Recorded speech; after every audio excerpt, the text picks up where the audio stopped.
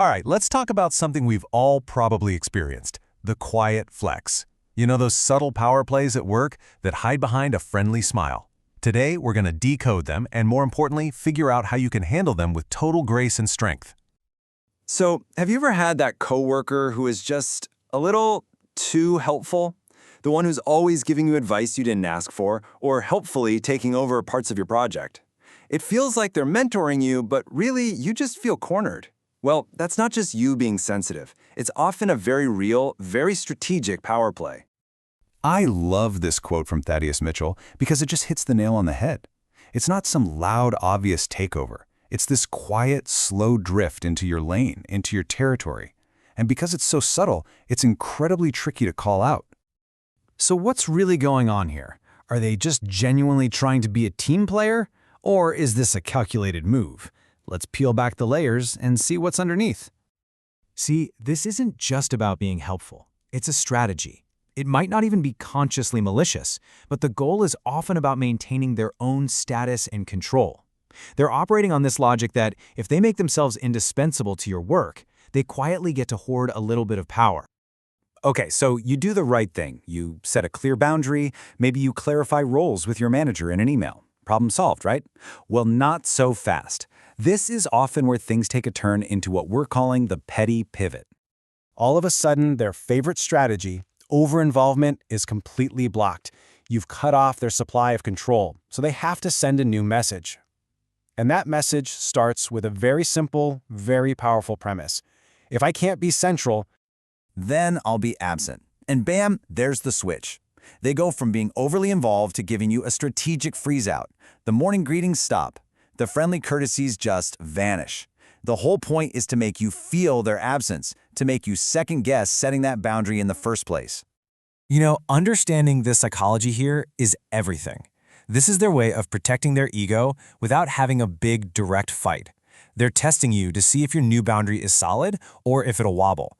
And yeah, it's a signal to everyone else that they feel like their status has been knocked down a peg. But, and this is the most important part, it is absolutely not evidence that you were wrong to set the boundary. now you might think, okay, so they don't say good morning, big deal. But these little acts of pettiness, these tiny aggressions, they have a really high cost. And it's not just you who pays the price, it's the entire team. I mean, just look at how the damage radiates outward. First, trust in your working relationship just corrodes. Then, the whole team's work slows down because simple coordination suddenly becomes a chore. The person doing it, well, their own professional brand starts to rot. And you? If you get sucked into their game, you lose too, because you end up trading your own grace for a little bit of revenge. It's a total lose-lose situation. And this quote just says it all, doesn't it? Salt preserves meat, not relationships.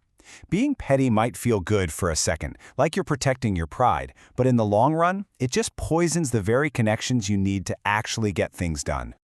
So, the big question is, how do you deal with all this without starting a war or getting petty yourself? The answer isn't a bigger fight. It's a calm, clear, and totally disciplined playbook. And here it is, your 5-step playbook. It is all about clarity and consistency. First, get your role and responsibilities locked down in writing. No more ambiguity. Second, you can still offer respect for their expertise, but you don't surrender your authority. Third, document the facts, like missed deadlines or ignored emails, not your feelings about their mood.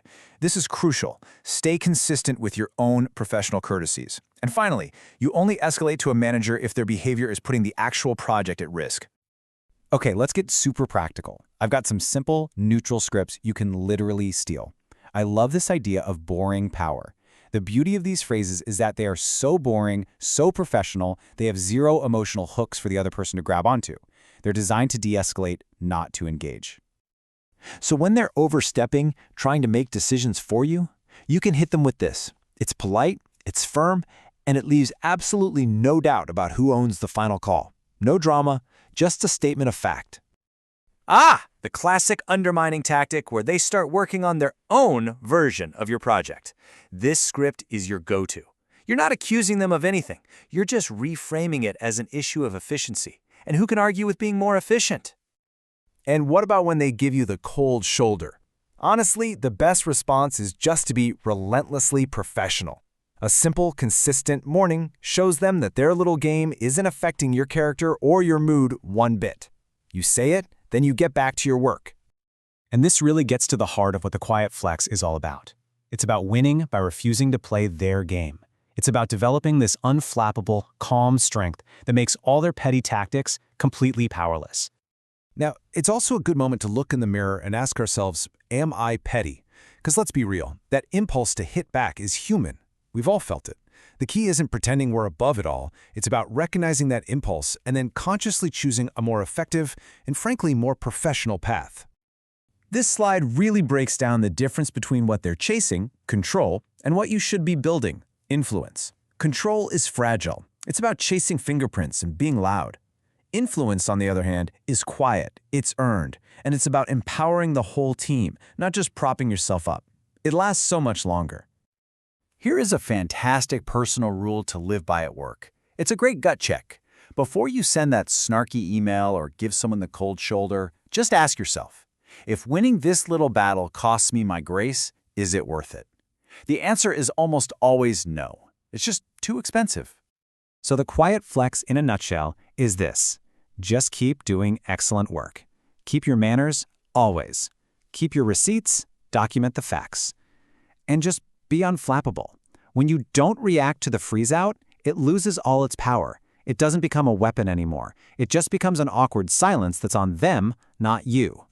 And let's end with this powerful metaphor. The tallest person in the room is the one who doesn't need the stool. Real professional power, real stature, it comes from quiet confidence and doing great work, not from climbing on a stool of petty power plays. And that is the ultimate quiet flex.